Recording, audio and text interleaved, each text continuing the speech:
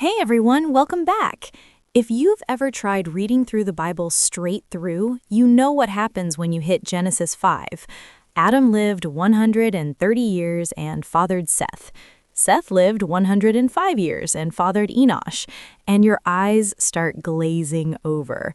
A whole chapter of begats, long numbers, and he died. Today, we're going to show you why this chapter is actually one of the most powerful and hopeful in the entire Bible.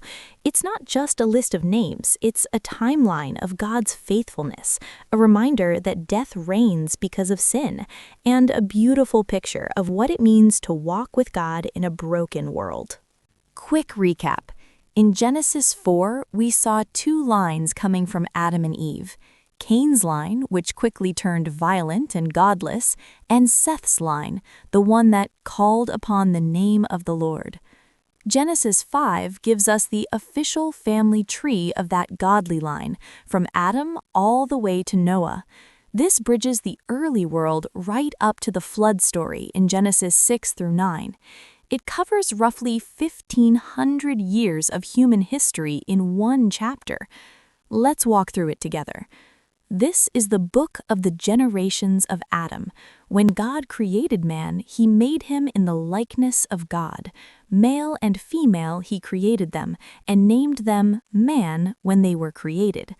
When Adam had lived 130 years, he fathered a son in his own likeness, and named him Seth. Adam lived another 800 years after that, had other sons and daughters, and died at 930 years old. Then Seth, Enosh, Kenan, Mahalalel, Jared. Notice the rhythm. X lived Y years and fathered Z. After he fathered Z, he lived A more years and had other sons and daughters. Thus, all the days of X were B years, and he died. This repeats over and over. Adam, 930, and he died. Seth, 912, and he died. Enosh, 905, and he died. All the way down. Until we get to verse 21, and everything changes for a moment. Enoch lived 65 years and fathered Methuselah.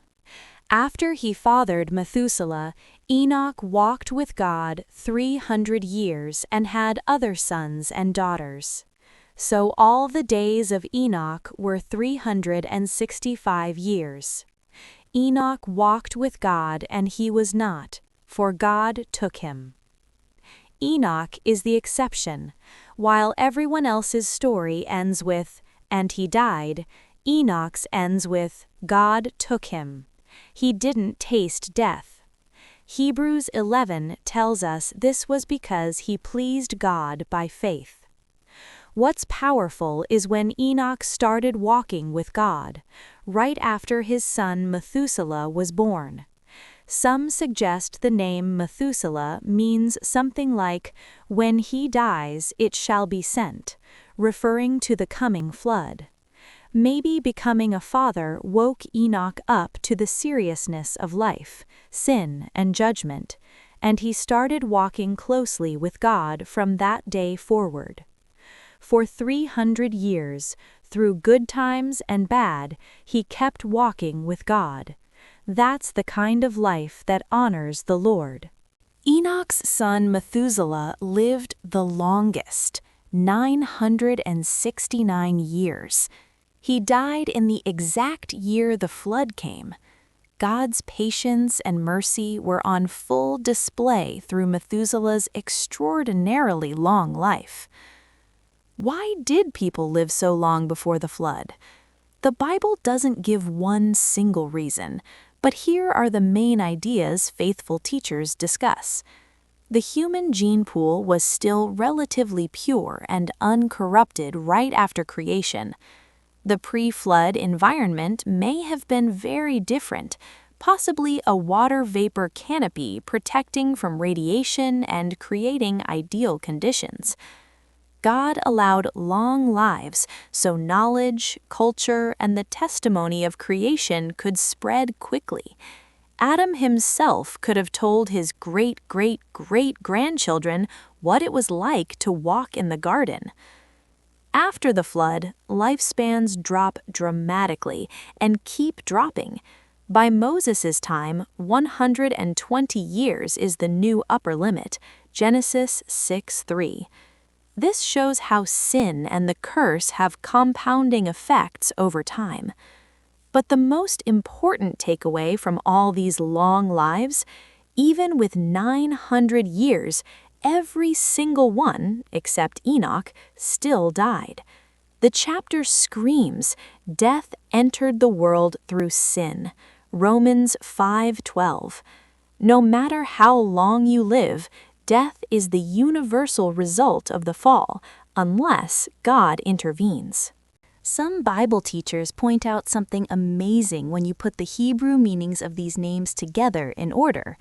Adam meaning man, Seth meaning appointed, Enosh meaning mortal, Kenan meaning sorrow, Mahalalel meaning the blessed God, Jared meaning shall come down, Enoch meaning teaching or dedicated, Methuselah meaning his death shall bring, Lamech meaning the despairing or powerful, Noah meaning rest, comfort. Put together, man is appointed mortal sorrow, but the blessed God shall come down teaching that his death shall bring the despairing rest, comfort. It's like a hidden summary of the gospel right in the middle of a genealogy. Whether that was intentional or not, it beautifully points us to Jesus, the blessed God who came down, whose death brings us rest. So what does Genesis 5 mean for us today? Genealogies remind us that real people lived real lives. Your life matters. Your faithfulness, or lack of it, affects generations. Death is serious. The repeated "and he died" should wake us up. Life is short, even if you live 969 years.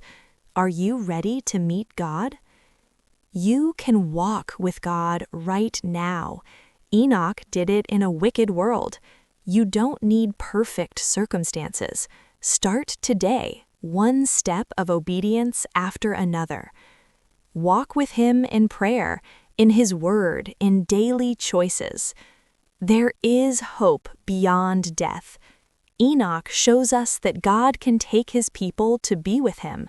For us, on this side of the cross, we have even greater hope, eternal life through Jesus' resurrection. If you've never trusted Christ, today is the day. The same God who walked with Enoch wants to walk with you. Which part of Genesis 5 stood out to you most? The long lives, Enoch's story, or something else? Drop it in the comments. If this encouraged you, like, subscribe, and share it with someone who skips the genealogies. Next time, we'll jump into Genesis 6 and the flood. It's going to be intense. Thanks for watching. See you in the next one. God bless you.